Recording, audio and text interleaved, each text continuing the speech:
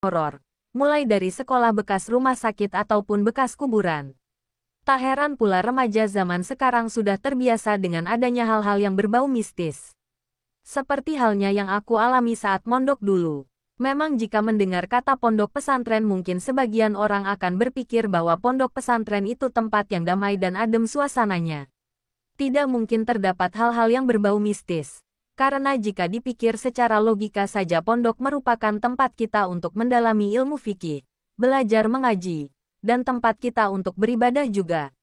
Namun, bagi sebagian orang yang mempercayai adanya hal gaib mungkin tidak akan berpikir demikian. Seperti aku contohnya. Aku adalah tipe orang yang bisa dibilang percaya dengan adanya hal gaib. Karena jujur saja hal yang membuatku percaya akan adanya setan dan semacamnya itu diawali saat kelas 10 SMA. Kejadian ini berawal saat aku tengah tidur malam. Ketika itu hujan turun begitu deras. Petir menyambar dan bersaut-sautan. Entahlah mungkin sekitar pukul 2 dini hari. Aku merasa badanku tidak bisa digerakkan. Sekujur badanku kaku. Keringat keluar tanpa henti. Nafasku sesak. Dada seperti tertimpa sesuatu yang berat. Ku coba membuka mata meski awalnya sangat sulit. Saat aku berhasil membuka mata, betapa terkejutnya aku. Sosok hitam berbulu dengan taring itu berada tepat di depan mataku, duduk di atas tubuhku.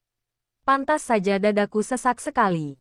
Matanya yang sebesar tutup toples dengan warna merah agak oranye itu menatap tajam melotot ke arahku.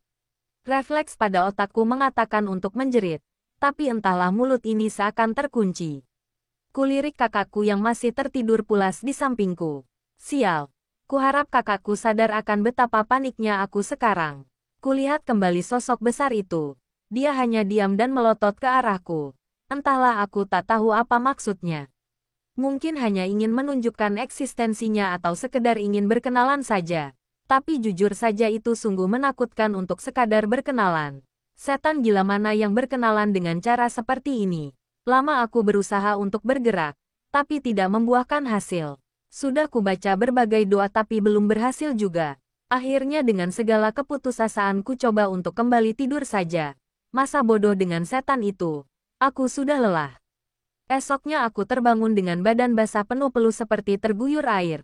Setelah kejadian itu aku merasa diriku mulai sensitif akan hal-hal seperti itu.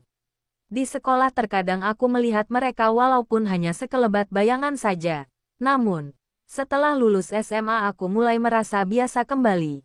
Tidak ada bayangan sosok seperti mereka lagi. Miras-mirer lanjut saat awal masuk kuliah.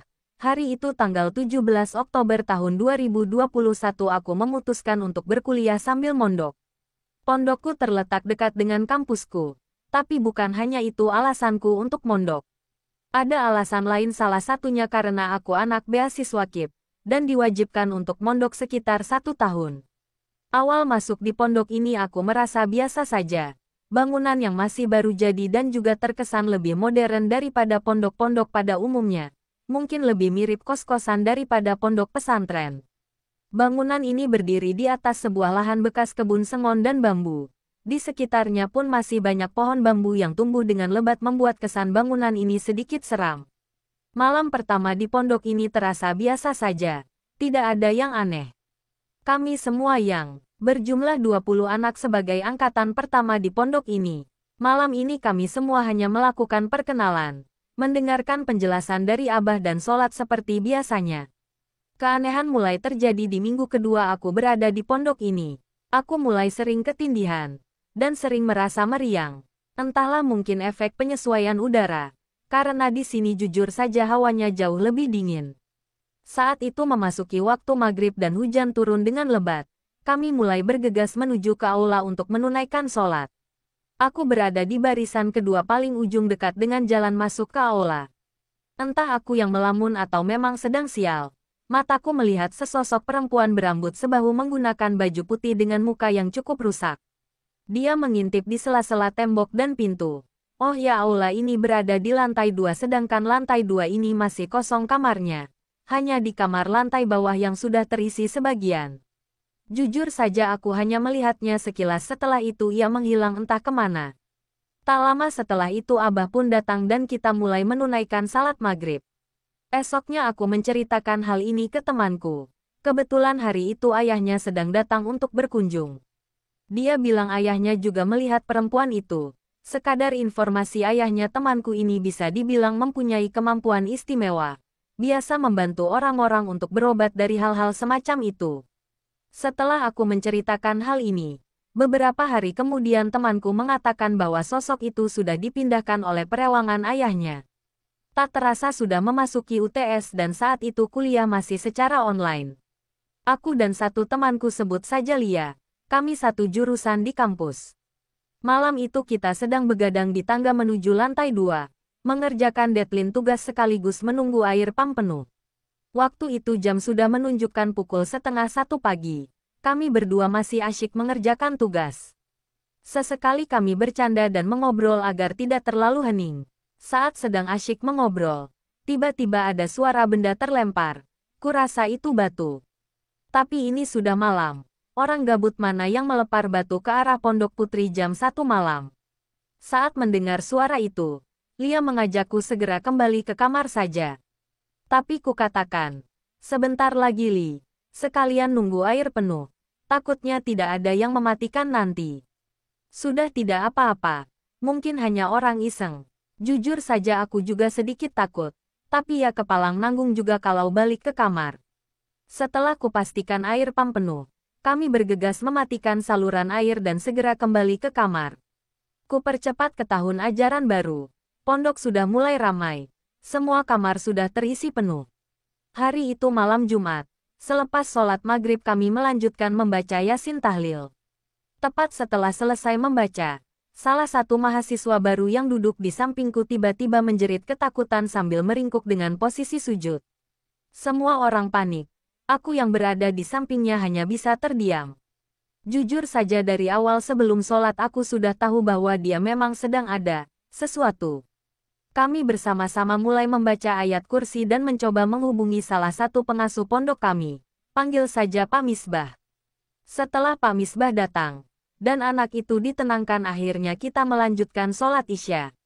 Sekadar informasi saja, malam sebelumnya sebelum kejadian, sebut saja anak yang kesurupan tadi Ana. Dia juga mengalami hal yang sama saat akan tidur di malam sebelumnya. Dia bilang melihat seseorang berjalan ke arah dapur. Awalnya Ana kira itu aku, karena memang aku sering ke dapur malam-malam hanya untuk membuat mie. Namun, ku bantah hal itu karena memang malam sebelumnya aku tidur lebih cepat dari biasanya. Memang sebelum kejadian itu Ana sudah merasakan hal aneh dari hari-hari sebelumnya. Bisa dikatakan anak ini anak istimewa, dia sudah bisa melihat hal seperti itu. Dari kecil, katanya si keturunan. Berlanjut ke beberapa bulan setelahnya. Salah satu teman kami sebut saja Ani. Ani saat itu baru pulang dari kampus karena ada kegiatan. Waktu menunjukkan pukul 6:30 malam. Ia yang waktu itu hendak memasuki gerbang tiba-tiba berhenti. Di depannya berdiri sosok hitam besar seperti menghadang jalan masuk Ani. Beruntung saat itu ada temannya yang melihat perilaku aneh Ani. Mereka berdua langsung menuntun Ani untuk masuk ke dalam. Kata Ani saat itu rasanya campur aduk. Ingin lari tapi tidak bisa. Badannya kaku seperti patung. Jujur saja dari sekian banyak cerita horor dan aneh itu, sekarang kami sudah mulai terbiasa. Belum lama ini aku dan teman sekamarku juga merasakannya lagi. Awalnya kami sedang bermain HP. Temanku berkata ia mencium bau amis yang menyengat. Sebenarnya aku tidak terlalu sadar akan bau itu. Padahal pintu kamar kami masih terbuka lebar. Karena aku pikir mungkin itu bau bangkai hewan. Tapi saat aku menyuruhnya untuk menutup saja pintu, bau itu mulai menyengat di hidungku. Tak ingin berpikiran negatif aku memutuskan untuk tidur saja karena memang jam sudah menunjukkan pukul 1 dini hari. Esok harinya temanku bercerita.